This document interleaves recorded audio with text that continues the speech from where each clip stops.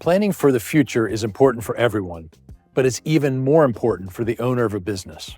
For many business owners, the value of their business constitutes the majority of their total net worth. And a lot of times, an exit from a business is involuntary. We often think of the 4 Ds: death, disability, divorce, and disagreement. As you can imagine, if any of those happens, you may be facing an involuntary exit. In light of that, it's surprising that it's estimated that 60% of owners don't understand all of their exit options. And on top of that, up to 75% of owners regret the decision to sell their business a year later. That's what makes exit planning so important to get right.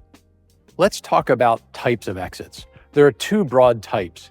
Internal options include intergenerational transfer, such as gifting or selling it to the next generation, such as your children. Or it could include selling the business to your key employees, the management team. Or it could include an ESOP, an employee stock ownership plan. Some examples of external transitions would include selling to a strategic buyer, such as a competitor, or selling to a financial institution, such as a private equity firm.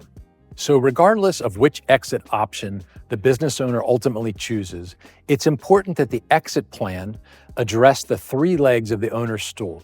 That is, their personal situation, their personal financial situation in terms of their ability to retire, and 3 is the business valuation. Next, we'll take a look at each of those legs of the stool and what the biggest challenge is of each one. So first, let's look at the personal leg. And this is often the most difficult one because for many business owners, so much of their life and even their identity has been wrapped up in that business. And that's why so many of them can regret the decision to exit the business a year later.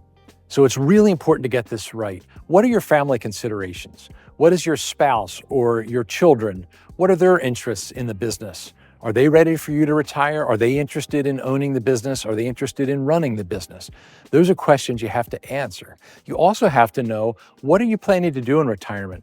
You know, you can only play so much golf or sit on the beach so many days. You really need to have purpose in that next stage of life. The next challenge is looking at the financial leg of the stool. What are the owner's finances going to be like when they're in retirement?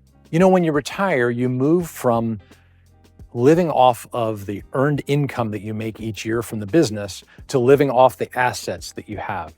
And so it's really important to understand, what do you need to be ready to retire in order to maintain the quality of life that you want to retire? This is where you really need to have a financial advisor who's a professional expert in this area and can advise you on what you need to retire that's specific for your situation. So once you understand what your ultimate goal is, where you need to be in terms of assets to be able to retire, then you need to look at, where am I today in terms of current liquid assets without the business? And then that wealth gap is the delta. It's the difference between the assets that you need to have and what you have today outside of the business. That's the value that you need to get from whatever form of exit that you choose from the business. Those are the assets you need to complete your retirement plan. So the third piece of this is the business leg. We need to make sure that we're maximizing the value of the business and getting it ready to be transferable by looking at its attractiveness and readiness. You wouldn't sell your home by just putting it on the market. You'd make sure that it's ready to sell. Well, it's the same with a business, except it's much more complex when you go to sell a business or transfer it to the next generation.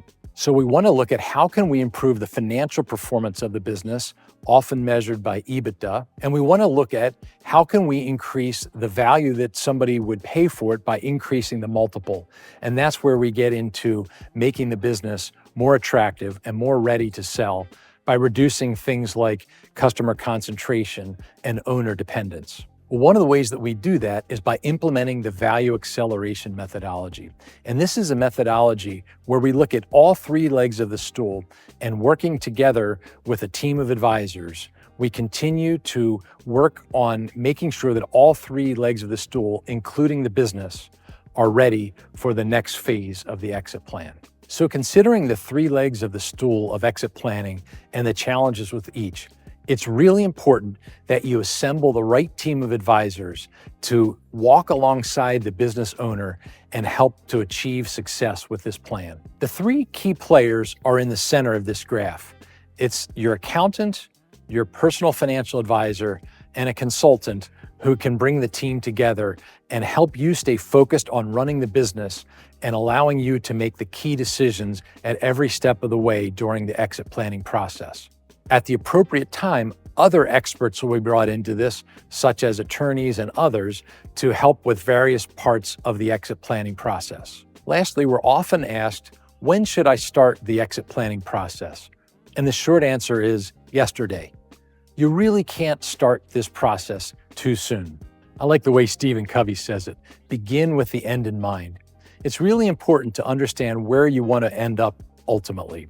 And then with that in mind, we can build a plan to get there. Exiting a business is one of the most important personal and financial decisions you'll make in your entire life. If you'd like help with the exit planning process, please reach out. We'd love to talk with you.